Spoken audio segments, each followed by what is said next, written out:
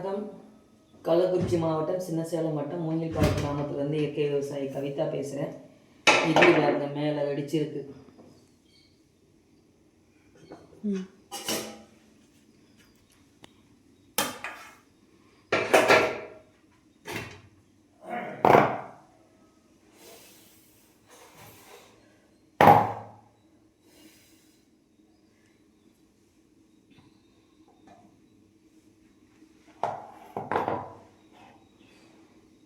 இங்கே பாருங்க, இந்த இட்லினுடைய தண்ணி ஒழுத தாவில் இது மாவாக தான் இருக்கும்.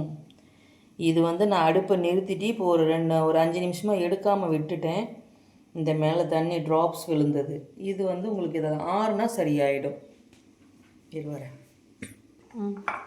பாருங்க, இட்லி துணியில் கொஞ்சம் கூட ஒட்டாது. அதே மாதிரி உடைச்சாலும் சாஃப்டாக இருக்கும். நம்ம ஆட்டி சுடுற சாஃப்ட் வராது, ஆனால் இட்லி பஞ்சு மாதிரி இருக்கும்.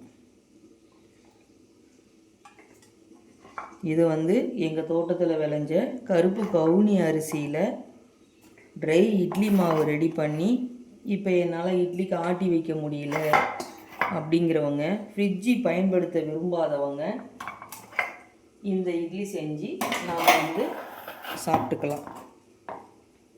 இட்லி பாருங்கள், துணியில் கொஞ்சம் கூட ஒட்டாது. நான் ஒரு ட்ராப்ஸ் கூட நான் தண்ணி தெளிக்கல பாருங்கள்.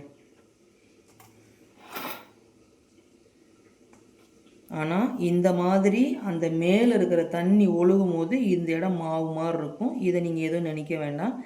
இது ஆறுனா சரியாயிடும். விருப்பம் இல்லாதவங்க அதை எடுத்துடலாம்.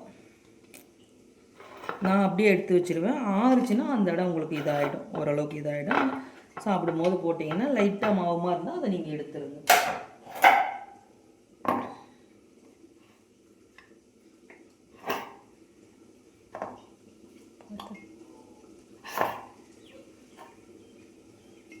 எங்கள் தோட்டத்தில் விளைஞ்ச பாரம்பரிய அரிசியில் ட்ரை இட்லி மாவு ரெடி பண்ணி நான் சேல் பண்ணுறேன். வேணுங்கிறவங்க டிஸ்கிரிப்ஷனில் என்னுடைய வாட்ஸ்அப் நம்பர் இருக்குது, வாட்ஸ்அப் பண்ணுங்கள். நான் மாவு கொரியர் பண்ணி வைக்கிறேன். நன்றி. எரிசக்திக்கு கோடான கோடி நன்றிகள்.